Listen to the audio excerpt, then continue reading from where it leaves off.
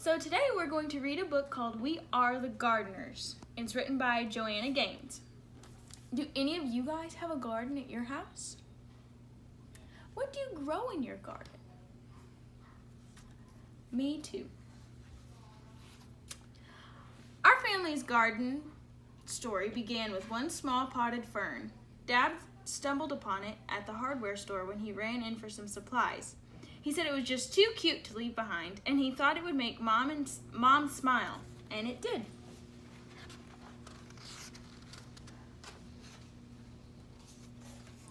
We chose a sunny windowsill for that pretty little fern. It seemed like a good, safe spot for him to grow. This was back when we were little kids, but we still remember visiting the plant each day to give him a drink, and sometimes we'd even whisper to him a bit. And then, plot twist, out of nowhere, our fern died. Death by overhydration. One of our vocabulary words is hydrate. Can everyone say overhydration? Our vocabulary word is hydrate, which is the root word for overhydration.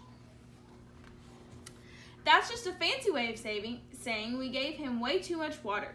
Looking back, each of us must have watered him every day. That's a lot of drinks for a little plant. By mistake, we loved that plant to death. Some people tell themselves they are no good at something after one small failure, but no chance were we going to give up that easily. So we checked out some books from the library, and we found that ferns can be tricky and prefer to live in a shady spot. Apparently, a plant's leaves can communicate to us what they're needing. We also learned that most plants have good manners and like to sip, not gulp.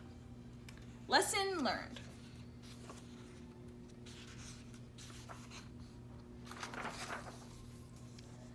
Dad got us a fresh fern, and with it came fresh hope. This time we set a pot on our piano way on the other side of the room where the sun wouldn't give him so much attention.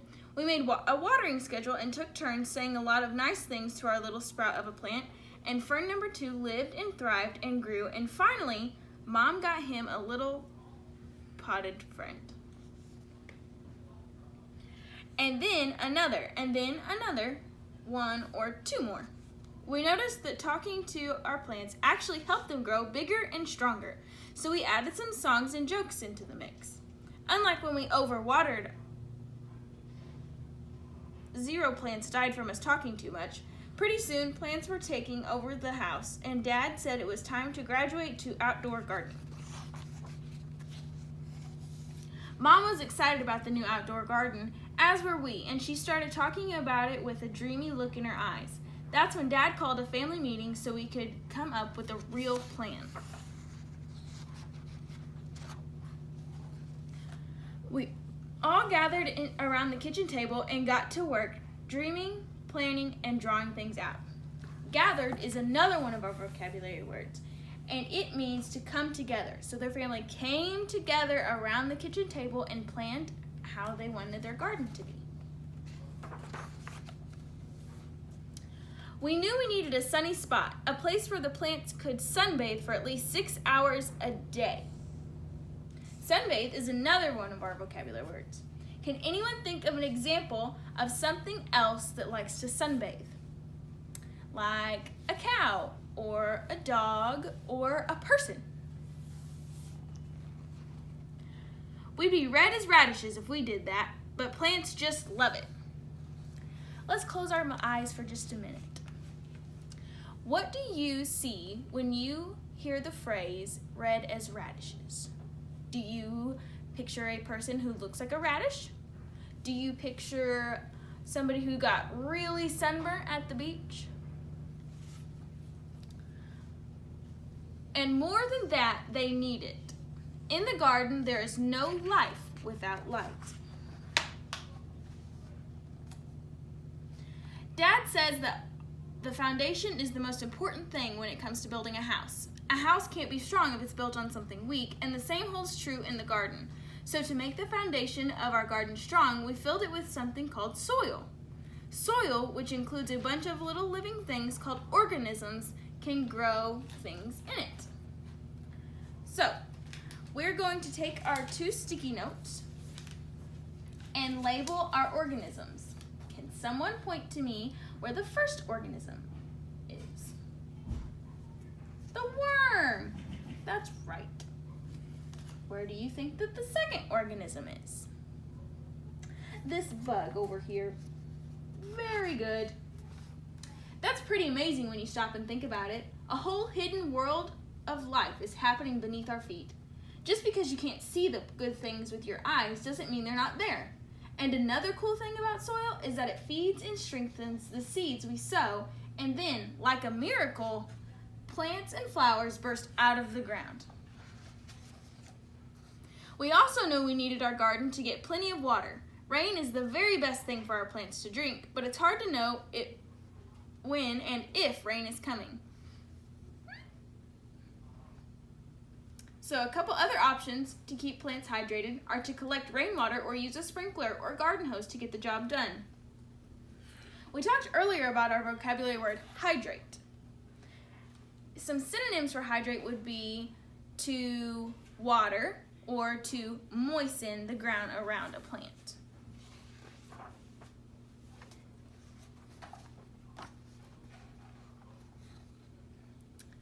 Once we had a location with plenty of sun, good soil, and a watering plan, we got right to work. First things first, seeds. The most fun part of planting our garden was deciding what to plant. If you guys planted a garden, what would you plant?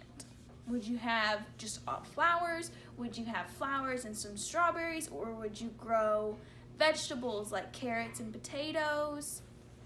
Because really, I guess you could grow whatever you wanted. We started with the foods that we like to eat, like strawberries and tomatoes, and then we chose some pretty flowers to keep them company. The thing about seeds is that they're everyday miracles. Everything a plant will grow up to be is already hidden inside the seed. We chose flowers like zinnias, sunflowers, and cosmos so that pollinators would visit our garden. Butterflies, hummingbirds, and bees spread pollen around from flower to flower, encouraging even more things to bloom. We like knowing that little helpers are out there in nature working with us to help this garden grow.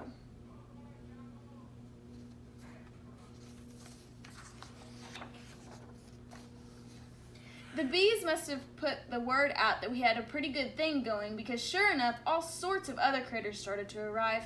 We quickly found out that there were 3 types of bugs in our garden: the good, the bad, and the ugly. Let's start with the worst part. It was a pretty sad day when the aphids arrived. These little green bugs down here are aphids, and they will eat plants and kill them. They are some of the more well-known villains in the gardening world. They suck the life right out of plants. But then the ladybugs showed up to eat those pesky aphids for lunch. Ladybugs are sure part of the hero camp, bravely protecting our plants from harm. And we've gotten to tell you about earthworms. They're like the secret agents of the garden. Earthworms eat all of the dead things like old roots and leaves and turn them into life for the soil. Every time we found one, we would all high-five and celebrate. They aren't pretty, but who cares? They're awesome, and we love seeing them hard at work. We realized pretty quickly that we needed to keep the weeds out. They are the true bullies of the garden. Weeds try to steal water and sunlight and nutrients from our fruits and veggies, and it's our job to make sure those little rascals don't take over. If we ignore the garden for too long, the weeds will run wild and hurt our beloved plants. It's so much easier to do just a little bit every day. We were officially gardeners and had a real-life garden to prove it. That garden became our pride and joy. Day in and day out, we tended to our plants, making sure they got plenty of sun and water. Every time a new plant sprouted up from the ground, our excitement grew right along with it. As time passed, our garden grew bigger, and so did our family. When our garden was finally in full bloom and growing tall, we'd run through the aisles and watch the butterflies flutter around us. But one day, as we were in mid-skip, we noticed some trespassers helping themselves to lunch. And by lunch, we mean half of the garden. So who do you think they mean when they say, what do you think they mean when they say trespassers? Who would be trespassing? I think it's these goats. that are eating all the vegetables, or maybe it's the chicken, or it could be the bunny rabbits. Let's find out. Animals may look cute and innocent, but some have a sneaky side. They can wipe out a garden in no time flat. The chickens ate the vegetables, the goats ate Mom's roses, and the bunnies weren't picky at all. They ate anything in sight. Saying goodbye to that many happy plants was even harder than throwing away our very first dead fern. We debated if we should just give up. Was it really worth it to start all over again? Then we remembered one very important detail. We are the gardeners. It was our responsibility not only to grow this garden, but also to protect it. So we put up a little fence to keep the animals out and got to work rebuilding our garden. It didn't take long to get our plants and flowers growing tall. To this day, our very favorite days are when we get to gather the fruits of our labor. Labor is our very final vocab word. And the word labor means to work hard for something. The gardeners worked hard to build their garden back up after the goats ate it, and they worked hard the first time after their little fern died. Mom loves to set the table with pretty flowers in every color you can imagine. We help her dream up recipes for the food we've grown. Sometimes, when we see all of the beauty laid out, we can't believe our hands helped bring it to life, and it makes all the hard work worth it. It's what keeps us coming back day after day, season after season. We still keep a little fern on the piano to remind us of our small beginnings. Every time we water it, we're reminded not to give up when things don't work out the first time. Because the thing is, whether one potted fern dies or half the garden is wiped out by little critters, every failure or setback teaches us something. Dad says that every hard thing we choose to do makes us braver for the next time.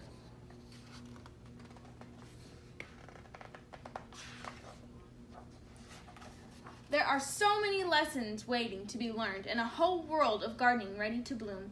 We are the gardeners, and you can be too. The end.